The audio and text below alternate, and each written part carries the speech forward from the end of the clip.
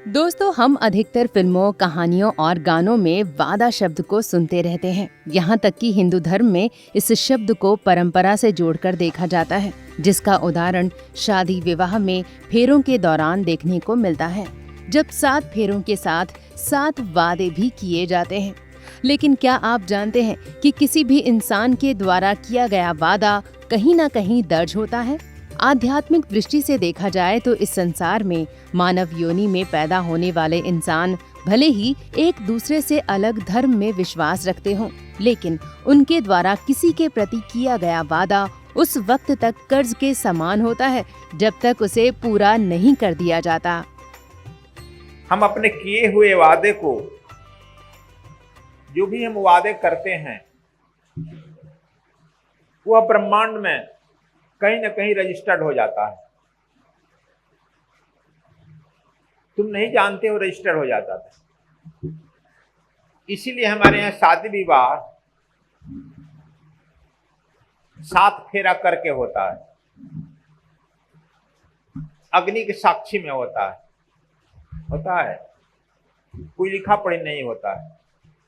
यह ब्रह्मांड में रजिस्टर हो जाता था। उसमें तलाक शब्द नहीं आते थे ब्रह्मांड। इसीलिए पहले दान उन जगह होकर जमीन उमीन जो भी देते थे, संकल्प से देते थे। लोग धार्मिक स्वभाव के थे, वो जानते हैं कि यह ब्रह्मांड में रजिस्टर्ड हो गया। जब इसमें हम लोग को मतभिन्नता आई, ब्रह्मांड को नहीं माने, धर्म को नहीं माने, तो कोर्ट कचहरी में रजिस्ट्री होता है तो भी नहीं मानता है। हमारे देखो, ये हमारे कहने का मतलब है कि जो हम मन को यदि लक्ष्य मिलता है, गुरु जो है मन को लक्ष्य देता है, तो तुम्हारा जीवन बदल जाता है। मन को जब गुरु ज्ञान देता है तो तुम्हारा पूर्णता मिलती है, तब तुम्हारा जो है कार्यशैली बदल जाती है, वाणी बदल जाती है। तो गुरु का काम है तुम्हारे जीवन को लक्ष्य देना, ज्ञान देना। तो हम यह बता रहे थे कि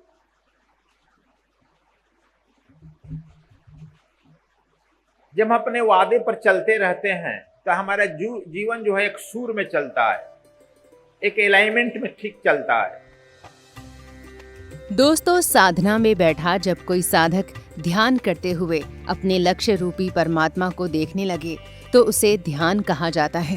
लेकिन जैसे ही वो साधक अपने ध्यान के माध्यम से दूसरों में परमात्मा को देखने लगता है, वैसे ही वो ध्यान प्रेम में बदल जाता है। वहीं ध्यान और प्रेम के माध्यम से होते हुए जैसे ही किसी साधक को सब में परमात्मा दिखाई देने लगता है, वैसे ही उसे ज्ञान की प्राप्ति हो जाती है। दोस्तों, ध्यान, प्रेम और ज्ञान को अच्छे से समझना है तो आप सद्गुरु स्वामी कृष्णानंद जी महाराज के आशीर्वचनों को सुन सकते हैं। जब साधक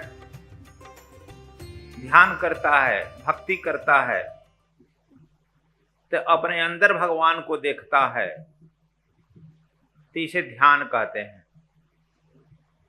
जब वह दूसरे में परमात्मा को देखने लगता है तो उसे प्रेम कहते हैं। जब वह सब में परमात्मा को देखने लगता है तब उसे ज्ञान कहते हैं।